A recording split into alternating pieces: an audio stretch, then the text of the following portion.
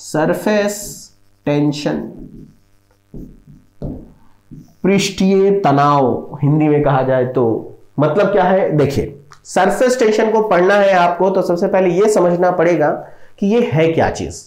तो देखो, surface tension एक ऐसी प्रॉपर्टी है जो ये कहती है, ये एक ऐसी प्रॉपर्टी ऑफ फ्लूइड है जो चाहती है कि मेरा जो फ्लूइड है वो उसका जो सरफेस एरिया है वो क्या होना चाहिए? मिनिमम होना चाहिए। वो चाहता है, वो मिनिमाइज करता रहता है और तब तक मिनिमाइज करेगा जितना ज्यादा से ज्यादा वो मिनिमाइज कर सकता था। ठीक है, और इसी प्रॉपर्टी के कारण हमको पता है कि जो भी रेन ड्रॉप है या इस तरीके के लिक्विड्स हैं उनका शेप कैसा बनता है? स्फेरिकल बनता है।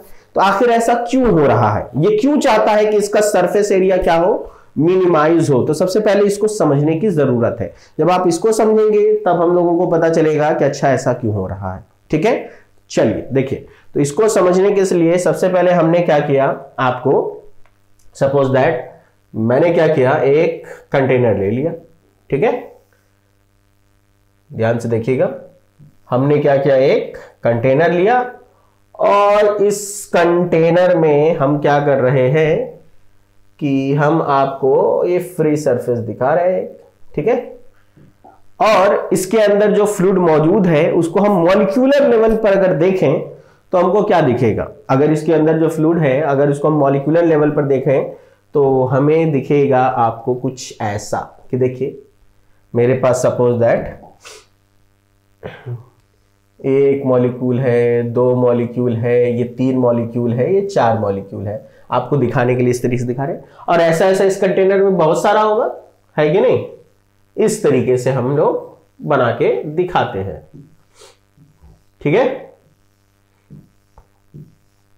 इस तरीके से हमने दिखा दिया। ठीक है, अब आप देखिए, ये एक कंटेनर था जिसमें कोई लिक्विड भरा हुआ था, कोई फ्लूइड भरा हुआ था और उसके पास जो भी मॉलिक्यूल्स है उसको हमने दिखाया। तो हम लोगों को पता है कि फ्लूइड के मॉलिक्यूल्स के पास दो टाइप के फोर्सेस मौजूद होते हैं। ठीक है, एक फोर्स होता है जो आपस में इंटरमॉलिक्यूलर अट्रैक्शन फोर्सेस होता है और एक जो होता है वो डिफरेंट मॉलिक्यूल्स के साथ होता है। ठीक है, तो आपस में जो अट्रैक्शन फोर्स होता है उसको क्या कहते हैं?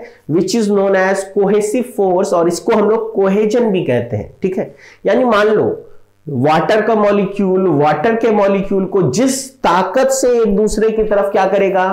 खींचेगा, अट्रैक्ट करेगा, इस फोर्स को हम लोग क्या कहेंगे? ये इंटरमॉलिक्यूलर फोर्स बिटवीन देम है और ये आपस में है, इसलिए इसको क्या कहते हैं? कोहेसिव फोर्स या फिर कोहेजन। क्लियर है? लेकिन मान लो हमने वाटर को अपने हाथ पे ले लिया, सपोज दैट, तो मेरे हाथ के साथ यानी मेरे हाथ के सरफेस के साथ वाटर का कांटेक्ट होगा और मेरे हाथ के मॉलिक्यूल और वाटर के मॉलिक्यूल के बीच में भी एक क्या होगा? एक अट्रैक्शन फोर्स लगेगा। तो यहां पर भी देखो अट्रैक्शन फोर्स है, लेकिन वाटर के मॉलिक्यूल और मेरे हाथ के मॉलिक्यूल्स के बीच में है और ये अट्रैक्शन फोर्स दो डिफरेंट काइंड ऑफ मॉलिक्यूल्स के बीच में है और इसको हम लोग क्या कहते हैं? This is called adhesive force या फिर एडेशन। ठीक है, तो हम लोगों को पता चला कि आपस का अट्रैक्शन फोर्स क्या कहलाता है? कोहेजन, या फिर इसको हम कोहेसिव फोर्स कहेंगे। और दो डिफरेंट काइंड ऑफ मॉलिक्यूल्स के बीच में होगा तो उसको हम लोग एडेसिव या एडेशन कहेंगे। क्लियर है? चलिए, तो अब देखिए मेरे पास ये मॉलिक्यूल्स है सारे। मैंने कहा कि सपोज दैट अभी हम ऐसा करते हैं कि हम एक मॉलिक्यूल चूज कर लेते हैं जो इनसाइड का मॉलिक्यूल होगा। ठीक है, हमने सपोज दैट इसको चूज कर लिया। मैंने कहा देखिए, इस मॉलिक्यूल को ना इसके बगल वाला इधर भी खींच रहा है, ये इधर भी खींच रहा है, ये बॉटम में भी खींच रहा है, ये इधर खींच रहा है। इस तरीके से हम आपको दिखाने की कोशिश कर रहे हैं। और मैंने कहा कि क्योंकि ये मॉलिक्यूल कहां का है? ये इनसाइड मॉलिक्यूल है और इनसाइड मॉलिक्यूल है तो इस मॉलिक्यूल पर हमने देखा तो चारों तरफ से देखा कि आपको उसके अगल बगल वाले मॉलिक्यूल से एक दूसरे की तरफ क्या कर रहे हैं? इसको खींच रहे हैं। तो देखो क्या होगा, जो इतने फोर्स से इधर खींचा जाएगा उतने फोर्स से इधर खींचा जाएगा। और ये कौन सा फोर्स है जो उसको खींच रहा है? These are intermolecular attraction force between the same kind of molecules, और इसलिए हम क्या कहेंगे? ये कोहेसिव फोर्स है। तो ये कोहेसिव फोर्स जो इधर लग रहा होगा वही इधर है, कैंसिल हो जाएगा। ऊपर नीचे, तो आपको पता ये चला कि इसके ऊपर जितने भी कौन सी फोर्स लग रहे होंगे ना, सब एक दूसरे को क्या कर देंगे, कैंसिल आउट कर देंगे। और आपको जो इनसाइड मॉलिक्यूल है, मतलब आपको क्या पता चला, आपको पता चला कि सर अगर हम किसको देखते हैं, इनसाइड मॉलिक्यूल को देख रहे हैं, तो इनसाइड मॉलिक्यूल पर जो मेरा एफ कोहेजन लगेगा, ये फोर्स कैसा फोर्स लगेगा, तो आपने कहा कि सर ये बैलेंस्ड फोर्स होगा। इसके ऊपर जितना भी कोई सी फोर्स होगा सब एक दूसरे के कारण क्या हो जा रहा है, बैलेंस हो जा रहा है। दैट इज की इनसाइड मॉलिक्यूल पर जो नेट फोर्स होगा, ठीक है, वो क्या मिलेगा, 0। ठीक है, यानी इस पर हमको कोई असर पता नहीं चलेगा। लेकिन अगर हम कहां चले आए, अगर हम सरफेस पर चले आए और हमने इस मॉलिक्यूल को सपोज चूज कर लिया, तो हमने कहा, ध्यान से देखिएगा कि इस मॉलिक्यूल पर इसको इधर भी खींचा जा रहा है, एक ताकत लगा रहा है इसके ऊपर, ठीक है। इसके ऊपर इस साइड भी क्या हो रहा है, एक फोर्स लग रहा है, कोई सी फोर्स जो उसके लेफ्ट हैंड साइड वाला मॉलिक्यूल उसको खींच रहा है।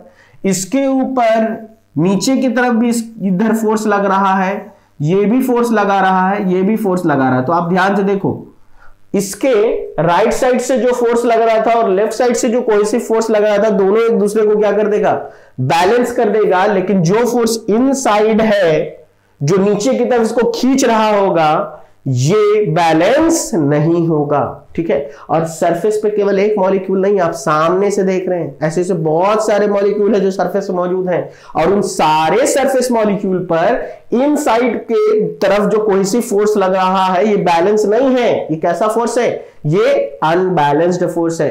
तो आपको पता चला कि अगर मैंने सरफेस मॉलिक्यूल को चूज कर लिया, तो सरफेस मॉलिक्यूल के ऊपर जो फोर्स ऑफ कोहेजन लग रहा होगा, वो कैसा फोर्स होगा, वो आपका अनबैलेंस्ड फोर्स होगा। और ये हमेशा सारे के सारे सरफेस पर मौजूद मॉलिक्यूल्स पर लग रहा होगा, और वो सारे के सारे मॉलिक्यूल्स किधर खींचे जा रहे होंगे, इनसाइड की तरफ खींचे जा रहे होंगे। अब आप इसको 3D में इमेजिन करो, सोचो, सतह है, सतह पर बहुत सारा मॉलिक्यूल मौजूद है, सब अंदर की तरफ खींचा जा रहा है, इधर से भी, इधर से भी, इधर से भी, इधर से भी, सारे मॉलिक्यूल्स को क्या किया जा रहा है, अंदर की तरफ खींचा जा रहा है। क्या होगा, जब खींचोगे सबको पकड़ पकड़ के अंदर की तरफ, तो जो वो फैलाव था वो कम होगा, और वो सारे के सारे मॉलिक्यूल्स इनसाइड की तरफ आते चले जाएंगे। यानी कि उसका जो आउटर सरफेस एरिया होगा, जो बाहर का जो सरफेस एरिया होगा, वो घटता चला जाएगा, सब एक दूसरे के करीब आते जाएंगे, और वो अपना एक शेप मेंटेन करेगा। और जो भी शेप मेंटेन करेगा, उस शेप का surface area should be minimum, क्योंकि वो क्या कर रहा है, ये तो चाहता है कि अपना सरफेस एरिया क्या कर ले, मिनिमाइज कर ले। क्यों, क्योंकि इनके सरफेस पर जितने भी मॉलिक्यूल्स मौजूद होंगे, उस पर कौन सा फोर्स अनबैलेंस्ड हो जाएगा, वो होगा कोहेसिव फोर्स। और वो अंदर की तरफ उसको क्या करने लग जाएगा, खींचने लग जाएगा, ठीक है। तो इसीलिए कहा गया surface tension is a property by which a fluid क्या करना चाहता है, फ्लूइड चाहता है कि it wants to minimise the surface area up to its maximum extent. तो इसका जो सरफेस पे जो मॉलिक्यूल्स मौजूद है, वो क्या करना चाहेगा, वो चाहेगा कि अपना सरफेस एरिया क्या कर ले, मिनिमाइज कर ले। और and all of the geometrical shapes sphere has the minimum surface area. That's why surface tension के कारण वाटर ड्रॉपलेट्स जो होते हैं, उनका शेप कैसा हो जाता है, उनका शेप हो जाता है स्फेरिकल, ठीक है। वाटर ड्रॉपलेट ले लीजिए या फिर सोप बबल ले लीजिए, कोई भी इस तरीके की चीजें ले लीजिए, इसका शेप स्फेरिकल क्यों होता है, बिकॉज ऑफ सरफेस टेंशन, ठीक है। तो चलिए, इसी को देखने के बाद हम लोगों को समझ में ये आया कि सरफेस पे जितने मॉलिक्यूल्स मौजूद हैं, उस पर आपको कोहेसिव फोर्स कैसा रहेगा, अनबैलेंस्ड रहेगा। और ये फोर्स किधर एक्ट करेगा, इनसाइड की तरफ। और सरफेस पे मौजूद मॉलिक्यूल्स को, सारे मॉलिक्यूल्स को अंदर की तरफ क्या करेगा, खींचेगा, सबको खींचेगा। जब खींचेगा तो उसका सरफेस एरिया क्या होगा, कम होने लग जाएगा। कब तक कम करेगा? जब तक कम करेगा जब तक कि वो मिनिमम पर ना पहुंच जाए। और सबसे मिनिमम सरफेस एरिया किसका होता है? स्फीयर का होता है। दैट्स व्हाई वो कैसा शेप मेंटेन करेगा? स्फेरिकल शेप मेंटेन करेगा। तो आपको क्या पता चला कि सरफेस टेंशन प्रॉपर्टी में वो क्यों अपना सरफेस एरिया मिनिमाइज करना चाहता है? क्योंकि उसके ऊपर कौन सा फोर्स अनबैलेंस हो रहा है? Cohesive force. और यहीं से आप सुन लीजिए, आपसे एक छोटा सा सवाल पूछा जाए कि अच्छा ये बताइए कि the main reason of surface tension क्या था? आखिर ये सरफेस टेंशन आया तो क्यों आया? क्योंकि देखो, हर चीज का एक रूट काउज होता है। आप जब तक उस रूट काउज को नहीं पकड़ेंगे आपको समझ में नहीं आना है। जिस बच्चे ने ये समझ लिया कि sir the main reason of surface tension is only cohesive force, तो अगर ये कोहेसिव फोर्स उसका मेन रीजन है तो सारी चीजें इसी के साथ क्या होंगी? बदलेंगी। अब ये मेन रीजन है, तो अब आप ये बताओ, मैंने बताया आपको कि फ्लूइड दो टाइप के होते हैं, एक होता है लिक्विड, एक होता है गैस। और हम लोगों ने जूनियर क्लासेस से पढ़ा है, ठीक है, कि gases has negligible intermolecular attraction forces, that is कि गैसेस के पास कोहेसिव फोर्स जो होगा वो लगभग ना के बराबर होगा। तो गैसेस में कभी भी सरफेस टेंशन जैसी प्रॉपर्टी नहीं दिखेगी। And that's why surface tension is the property of liquids only. ये तभी मिलेगा जब आप लिक्विड की बात करेंगे। हो सकता है कभी आपसे पूछ लिया जाए कि ये बताइए कि गैसेस में सरफेस टेंशन क्यों नहीं होता है, तो आपको बोलना पड़ेगा बिकॉज कि main reason of surface tension is cohesive force only and gases has almost negligible intermolecular attraction forces और cohesive forces, that's why surface tension is the property of liquids only. Clear है? तो इन्हीं सबको देख करके हम बात करेंगे, सारी चीजें वहीं से वहीं आपको क्या होती जाएंगी? डेराइव होती चली जाएंगी। अब यहीं पे आप देखिए, आपको इतना पता चलेगा कि सर सरफेस टेंशन का एक ही कारण है। रीजन क्या है? रीजन ऑफ सरफेस टेंशन क्या है? रीजन ऑफ सरफेस टेंशन जो हम लोगों को दिखा वो सिर्फ एक था और वो था कोहेजन। ठीक है, क्लियर है? कोहेजन। अब हमें ये तो पता चल गया कि चलिए कोहेजन है। अब आप दूसरा आपसे पूछ लिया जाए, अच्छा ये बताइए कि हम टेम्परेचर इंक्रीज करेंगे तो लिक्विड के सरफेस टेंशन पर क्या असर पड़ेगा? ऑब्वियस सी बात है, जब आप लिक्विड को हीट अप करोगे, गर्म करोगे, तो क्या होगा? लिक्विड को जब हीट अप करते हैं या गर्म करते हैं तो उसके मॉलिक्यूल्स के बीच की बॉन्डिंग वीक होती है कि स्ट्रांग होती है? वो बॉन्डिंग ब्रेक करेगा कि और स्ट्रांग हो जाएगा। तो आपको पता चला सर मॉलिक्यूल्स तो दूर दूर जाने लगते हैं, दैट इज कि उनके बीच का अट्रैक्शन फोर्सेस वो क्या होने लग जाता है? वीक होने लग जाता है। तो ऑब्वियस सी बात है, टेम्परेचर इंक्रीज करेंगे, कोहेजन वीक होगा, तो सरफेस टेंशन क्या होगी? घटेगी। क्या होगी? घटेगी। पता चल गया। दूसरा मान लो, यहीं से हर चीज देखो वहीं से पकड़ के पता चल जाएगा। दूसरी चीज मान लिया, मैंने कहा कि अच्छा ये बताइए प्रेशर के साथ कैसा रिलेशन होगा? अब ऑब्वियस सी बात है, इन जनरल हम लोग लिक्विड्स को कैसा मान के चलते हैं? हम लोग इनकंप्रेसिबल ट्रीट कर रहे हैं, और जब इनकंप्रेसिबल ट्रीट कर रहे हैं तो हम लोगों को पता है कि प्रेशर का उसके आपस की बॉन्डिंग्स पर कोई खास असर नहीं पड़ेगा, इसलिए प्रेशर का सरफेस टेंशन पर कोई भी असर नहीं पड़ता है। क्लियर है? यहां से ये समझ में आ गया। तो आपको इसी तरीके से आपको चीजों को समझना है। ठीक है, अब जैसे मान लीजिए मैंने आपको क्या किया, फ्लूइड लिया और फ्लूइड में कुछ डिसॉल्व कर दिया, जैसे शुगर घोल दिया। मान लीजिए मैंने आपको कहा कि चीनी घोल दिया। अब बताइए सरफेस टेंशन इसकी बढ़ेगी घटेगी? देखिए ऑब्वियस सी बात है, दो वाटर मॉलिक्यूल्स के बीच में क्या आ गया? एक शुगर मॉलिक्यूल आ गया है, और शुगर मॉलिक्यूल दोनों को पकड़ के रखा है। उनके बीच में वो क्या होता जाता है? वो डेंस होता जाएगा। जितना डेंस होता जाएगा उतना ज्यादा उसकी सरफेस टेंशन क्या होती जाएगी? क्योंकि उनके बीच का जो कोहेजन है, बॉन्डिंग और स्ट्रांग हो जाता है। ठीक है, तो जब बॉन्डिंग स्ट्रांग होगा तो आपको सरफेस टेंशन क्या हो जाएगा? इंक्रीज कर जाएगा। ठीक है, तो ये छोटी छोटी चीजें हैं जिससे आपको चीजों को समझना है। अब जैसे देखो पेन, बॉल पेन का काम करना, ये जो बॉल पेन आप यूज करते हो, बॉल पेन किसकी वजह से काम कर पाता है? सरफेस टेंशन के कारण। अगर ये सरफेस टेंशन नहीं होता ना, बॉल पेन काम नहीं कर सकता था। ठीक है, क्लियर है? तो ball pen will works on the principle of surface tension. ये छोटी छोटी चीजें हैं जो आपको ध्यान रखना है। अब जैसे देखिए क्या है, आप लोग जो घर में अपना कपड़ा धोने के लिए डिटर्जेंट यूज करते हैं, वो क्या करता है? कपड़े में डस्ट घुसा हुआ है। ठीक है, आपने क्या किया? आपने बेसिकली डिटर्जेंट यूज किया। डिटर्जेंट क्या करेगा ना, वो वाटर का सरफेस टेंशन डिक्रीज करेगा। तो वाटर का सरफेस टेंशन जब डिक्रीज होगा, दैट इज वाटर के मॉलिक्यूल्स के बीच का आपस का बॉन्डिंग क्या होगा? मजबूत होगा कि वीक होगा? ऑब्वियस सी बात है, जब उसका सरफेस टेंशन हम डिक्रीज कर रहे हैं सर्फ डाल के, डिटर्जेंट डाल के, सोप डाल के, तो क्या हो रहा है, उसका आपस का बॉन्डिंग वीक हो रहा है, दैट इज कि उसमें कोहेसिव फोर्स वीक हो रहा है। यानी कि पानी के मॉलिक्यूल के साथ क्या हो रहा है, जो अट्रैक्शन फोर्स था वो कमजोर पड़ता चला जाएगा। तो वाटर का जो कपड़े के साथ जो डस्ट है उसके साथ जो बॉन्डिंग है वो स्ट्रांग होता चला जाएगा, ठीक है, और आसानी से कपड़ा क्या होगा, क्लीन हो जाएगा। तो बेसिकली हम लोग को क्या समझ में आया कि इस तरीके का जो केमिकल हम लोग यूज कर रहे हैं जो क्या करता है, सरफेस टेंशन ऑफ वाटर को डिक्रीज कराने के लिए काम आता है। इन सारे केमिकल्स को हम लोग स्पेशल नाम से जानते हैं जिसको कहा जाता है सर्फेक्टेंट, ठीक है। तो ये सारे कुछ पॉइंट्स है जिसको हम लोग डायरेक्टली बात करेंगे इसी पे देखते हुए। तो अभी ये तो समझ में आ गया कि सरफेस टेंशन क्या है, इस प्रॉपर्टी के लिए जो मेन रीजन है वो रीजन क्या है, इसीलिए याद रखो मेन रीजन को पकड़ के चलेंगे, सारी चीजें आसानी से पता चल जाएंगी। क्लियर है? चलिए अब इसी को देखते हुए हमने क्या किया, सपोज दैट मैंने एक और डायग्राम आपको बना के दिखाया। मैंने कहा कि देखिए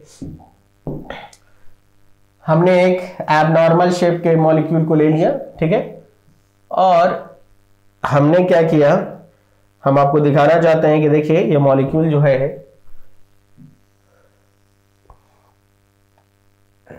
ये अब कैसा शेप मेंटेन करेगा, अपना स्फेरिकल शेप मेंटेन करेगा, ठीक है। मैंने कहा कि देखिए एक मॉलिक्यूल है और इसके ये लिक्विड ले लिया है कोई भी, हमने इस तरीके से आपको दिखाया कि देखिए इसके सरफेस पर ये कुछ मॉलिक्यूल्स हैं जो हम दिखाना चाह रहे हैं इस तरीके से हैं, ठीक है। और मैंने अभी सिखाया कि जो सरफेस पर मॉलिक्यूल होगा वो सारे का सारा सरफेस के मॉलिक्यूल पर एक खास तरीके का फोर्स इनसाइड की तरफ यानी उसके सेंटर की तरफ क्या होगा, अनबैलेंस्ड हो जाएगा या हावी हो जाएगा। और वो कौन सा फोर्स हावी होगा, वो फोर्स होगा आपको कोहेसिव फोर्स, ठीक है। तो आप कह सकते हो ना कि सर इसके ऊपर जितने भी फोर्सेस लग रहे थे उन सारे फोर्सेस में आपको दिख रहा होगा कि सर हम लोग कह सकते हैं कि ये भी इनसाइड की तरफ क्या होगा, खींचा जाएगा, ये भी इनसाइड की तरफ क्या होगा, खींचा जाएगा, ये भी इसके इनसाइड की तरफ खींचा जाएगा, ये भी इनसाइड की तरफ खींचा जाएगा, ये भी इनसाइड की तरफ खींचा जाएगा और ये भी इनसाइड की तरफ खींचा जाएगा। ऐसा ऐसा पूरे सरफेस पर है, मैंने दिखाने के लिए दो चार आपको दिखाया है, ठीक है। तो हम लोगों को पता ये चला कि इन सबका जो एफ कोहेसिव फोर्स था वो इनसाइड की तरफ क्या होगा, हावी होगा, इसको खींचेगा। और जब ये इसको खींचेगा तो ये क्या करेगा, यहां पर वो जो शेप बनाना चाहेगा वो कैसा शेप बनाना चाहेगा, ऐसा होने के कारण क्या होगा, मिनिमाइज होगा, मिनिमाइजिंग सरफेस एरिया। और जब सरफेस एरिया मिनिमाइज होगा तो वो उसका शेप कैसा बनाएगा, वो उसका स्फेरिकल शेप मेंटेन कर देगा। कैसा शेप मेंटेन करेगा, स्फेरिकल शेप मेंटेन करेगा। और अभी भी इसके ऊपर यहां यहां यहां यहां मॉलिक्यूल मौजूद है और अभी भी इसके ऊपर इनसाइड की तरफ आपको कोहेसिव फोर्स लग रहा होगा, लेकिन वो फोर्स अब क्या होगा, देखो जब तक वो फोर्स अनबैलेंस रहेगा तब तक वो इसको खींचता रहेगा अंदर की तरफ सब खींच रहा है। ये दोनों भी एक दूसरे को खींच रहा होगा, ये दोनों भी एक दूसरे को खींच रहा होगा, ये दोनों भी एक दूसरे को खींच रहा होगा। लेकिन आपको ये एफ कोहेसिव जो इनसाइड वाला था ना वो प्रीडोमिनेंट था, ये हावी था, तो ये दोनों बेअसर हो गया। लेकिन जैसे जैसे अंदर की तरफ खींचा जाएगा ये सारे मॉलिक्यूल्स भी एक दूसरे के करीब आने लग जाएंगे और अब एक ऐसा सिचुएशन बनेगा जब वो स्फेरिकल शेप बना चुका होगा, अभी भी इसके ऊपर अंदर की तरफ कोहेसिव फोर्स लग रहा होगा, लेकिन अब वो अनबैलेंस नहीं रहेगा। अब जो ये एफ कोहेसिव लग रहा था ना ये अब अनबैलेंस नहीं लगा होगा। क्यों? क्योंकि अब जब ये इतने ताकत से अंदर खींचेगा ना तो इसका सरफेस भी अब उसको क्या कर रहा होगा, खींच रहा होगा। और इसी के कारण उसके सरफेस पर एक टेंशन या एक फोर्स जनरेट आ रहा होगा और इसी को हम लोग क्या कहते हैं, सरफेस टेंशन कहते हैं। ठीक है, क्लियर है?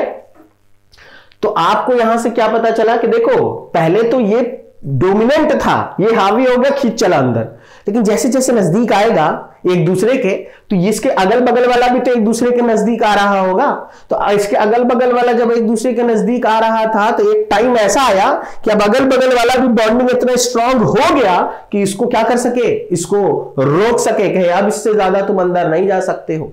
और तब तक ये कैसा शेप मेंटेन कर चुका होगा, स्फेरिकल शेप मेंटेन कर रहा होगा और ये शेप क्या होगा, ये शेप जो होगा मिनिमम होना चाहिए, ठीक है, क्योंकि हम लोगों को पता है all of the geometrical shapes spherical has the minimum surface area, ठीक है। और ये जो मिनिमम सरफेस एरिया इसका बनेगा, ये मिनिमम सरफेस एरिया कितना होगा, तो हम लोगों को पता है कि स्फेरिकल के लिए मिनिमम सरफेस एरिया होता है 4πr², ठीक है। तो ये ऐसा शेप बना लेगा, क्लियर है, ठीक है। तो हम लोगों ने इसको देखा और इसको देखा और इसी के कारण देखो अभी भी खींच रहा होगा, लेकिन ये खींच रहा है, इसको कोई रिपेल कर रहा है, वो जो रिपेल हो रहा है वो क्या है, उसके सरफेस पर एक टेंशन आ रहा है और उसी टेंशन को हम लोग सरफेस टेंशन यानी कि सिग्मा से डिनोट कर रहे हैं, ठीक है। तो आई थिंक अब आपको समझ में आया होगा कि उसके सरफेस पर आपको टेंशन क्यों आ रहा था, ठीक है। इसको ऐसे समझिए, ठीक है। आपके पास मान लीजिए, इसको मैंने ऐसे समझाया कि एक बलून है, ठीक है, बैलून है और वो स्फेरिकल शेप का है, आप उसके ऊपर एक फिंगर डाल के अंदर की तरफ उसको पुश कीजिए, तो ऐसा तो है नहीं कि आपने बिना ताकत लगाए उसको पुश कर दिया, आपको अपना ताकत इसलिए लगाना पड़ रहा है क्योंकि उसका जो सरफेस है वो सरफेस क्या कर रहा है, वो सरफेस भी आपको रिपेल कर रहा है, रेसिस्ट कर रहा है। तो बिल्कुल उसी तरीके से है, यहां भी सरफेस में खिंचाव आएगा ना, यहां भी एक खिंचाव आएगा, ठीक है। तो सरफेस पे जो टेंशन जनरेट करेगा वो क्या कहलाएगा, सरफेस टेंशन कहलाएगा। तो यहां से आपको क्या समझ में आया कि सरफेस टेंशन एक ऐसी प्रॉपर्टी है जिस प्रॉपर्टी के कारण by virtue of which fluid क्या करना चाहता है, फ्लूइड चाहता है कि अपना सरफेस एरिया क्या कर ले, मिनिमाइज कर ले। कब तक मिनिमाइज करे, जितना ज्यादा से ज्यादा वो मिनिमाइज कर सकता है वो उतना करेगा, और जो उसके बाद उसका शेप बनेगा वो शेप कैसा होगा, वो शेप होगा उसका स्फेरिकल शेप होगा। और स्फेरिकल शेप इसलिए बनेगा क्योंकि वो सबसे कम सरफेस एरिया अक्वायर करता है, ठीक है। और उसका सरफेस एरिया कितना होता है, 4πr² होता है। एंड चूंकि इस प्रॉपर्टी का मेन रीजन जो है वो क्या है, मेन रीजन है कोहेजन, इसीलिए आप कह सकते हो कि surface tension is the property of liquids only. तो आप चाहो तो इस पॉइंट को नोट में याद रखना है, इस पॉइंट को नोट में याद रखना है, अक्सर पूछा जाता है। देखो एग्जामिनेशन में पूछना तो ठीक है, आ गया, लेकिन इंटरव्यू में वैसे ही क्वेश्चन पूछे जाते हैं जो बहुत ही कॉन्सेप्चुअल होते हैं, जो आपने सोचा ना हो, आप उसको उस नजरिए से नहीं देखते हैं, वही सवाल आपसे पूछ लिया जाता है। तो आपसे ये पूछेगा, अच्छा ये बताइए कि सरफेस टेंशन किसकी प्रॉपर्टी है, आप कहोगे फ्लूइड की, कहेगा फ्लूइड में किसकी, लिक्विड की, गैस की। आप देखो कुछ भी जवाब दो, गैस बोलो, लिक्विड बोलो, कुछ भी बोलो, जो भी बोलोगे ना अगला सवाल कहेगा क्यों, कैसे, बताइए, इसको एक्सप्लेन कीजिए। आपको ऐसे समझाना है कि सामने वाले को कुछ नहीं आता तो ही आप उसको समझा सकते हैं, ठीक है। जैसे देखो स्फेरिकल, आपसे अक्सर क्या होगा एग्जामिनेशन में कहेगा, अच्छा सरफेस टेंशन की प्रॉपर्टी का एक एग्जांपल बताइए। मान लीजिए इंटरव्यू पूछ लिया, आपने कहा कि सर रेन ड्रॉप जो होता है ना स्फेरिकल शेप बना के गिरता है, कहता है ये तो बुक में लिखा है, कोई ऐसा एग्जांपल दो जो आपको दिखता हो। तो अब सवाल ये है कि आपको वो चीज पता होना चाहिए, प्रैक्टिकली आपने उस चीज को देखा हो। तो आपने कभी देखा होगा हलवाई की दुकान में कि जो बूंदी बनाते हैं वो बूंदी कैसे बनता है, आपने देखा होगा, वो एक छलनी सा लेता है और मोल्टेन बेसन को क्या करता है, उसके ऊपर से बस गिराता जाता है, क्या वो उसका शेप स्फेरिकल बनाता है गोल गोल, तो आप कहोगे नहीं। तो ये क्यों हो रहा है, उसने तो बस मोल्टेन बेसन को क्या किया, मोल्टेन बेसन को उस छलनी पर डाला और छलनी को हिला रहा है, बेसन अपने आप वहां से गिर रहा है और खुद ब खुद अपना शेप कैसा कर ले रहा है, खुद ब खुद अपना शेप कैसा कर ले रहा है, स्फेरिकल कर ले रहा है। तो आखिर जो हलवाई जो बेसन का जो बूंदी बना रहा है उसका शेप स्फेरिकल क्यों हुआ है, बिकॉज ऑफ सरफेस टेंशन। वो किसके कारण हुआ है, सरफेस टेंशन। तो आप अगर इस तरीके का एग्जांपल देते हो तब वो कहता है हाँ बच्चे ने चीजों को केवल रटा नहीं है, समझा भी है, ठीक है। तो कोई जरूरी नहीं है कि वही एग्जांपल दिया जाए जो बुक में दिया हो। अरे spherical shape of the rain drop सबको पता है कि सरफेस टेंशन के कारण है, जिंदगी में बचपन से पढ़ते हुए आ रहे हो, ठीक है। लेकिन आप ये एग्जांपल दो, और आपको ये एग्जांपल इसलिए भी दिया, आपको बता दें जो बॉल बेरिंग में जो बॉल होता है ना, छोटे छोटे, ठीक है, छर्री होते हैं ना, वो इसी तरीके से मैन्युफैक्चर किए जाते हैं, ठीक है। उसको कहीं भी इस तरीके से गोल गोल बना के कास्टिंग वास्टिंग नहीं करते हैं, सर्टेन हाइट से मोल्टेन मेटल को गिराया जाता है, बीच में कूल्ड जोन होता है, नीचे जाके वो अपना कूल होता है, वो अपना शेप कैसा मेंटेन कर लेगा स्फेरिकल, फिर उसको क्या करते हैं, सरफेस फिनिश देते हैं, पॉलिश करते हैं, मार्केट में बेच देते हैं, ठीक है। तो ये किसके एप्लीकेशन की वजह से पॉसिबल हो पाया, सरफेस टेंशन के कारण। तो नोट में एक पॉइंट को याद रखेंगे और इसको अक्सर याद रखेगा, ये इंटरव्यू पूछा जाता है, ठीक है। लिखेंगे the main reason of surface tension is cohesion only, and we know that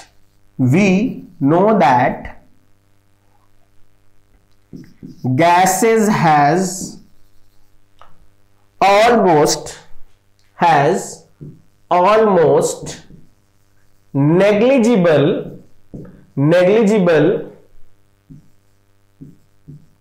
cohesion. ठीक है, ये तो हम लोग जूनियर क्लासेस से पढ़ते हुए आ रहे हैं। ठीक है, that's why surface tension is the property of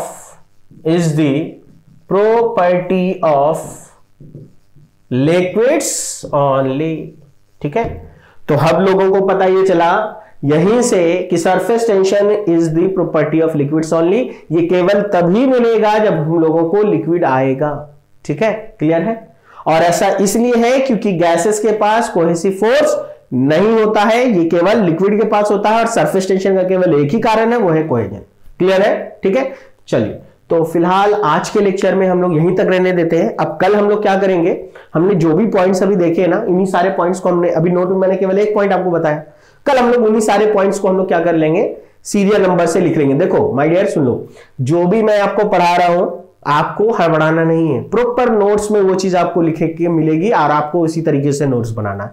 जो भी बोलूंगा वो कहीं ना कहीं मैं बोर्ड पर यहां पर मेंशन कर देता हूं, और डेटा वेटा पे आप थोड़ा ध्यान रखेंगे। ठीक है, क्योंकि बहुत सारे स्टैटिक डेटा है जो कि आएंगे और हम लोग उसका यूज करेंगे। क्लियर है। फिलहाल आज के लेक्चर में हम लोग यहीं तक रहने देते हैं, और फर्दर नेक्स्ट लेक्चर में हम लोग इसके आगे डिस्कशन करेंगे। तब तक के लिए गुड बाय, टेक केयर।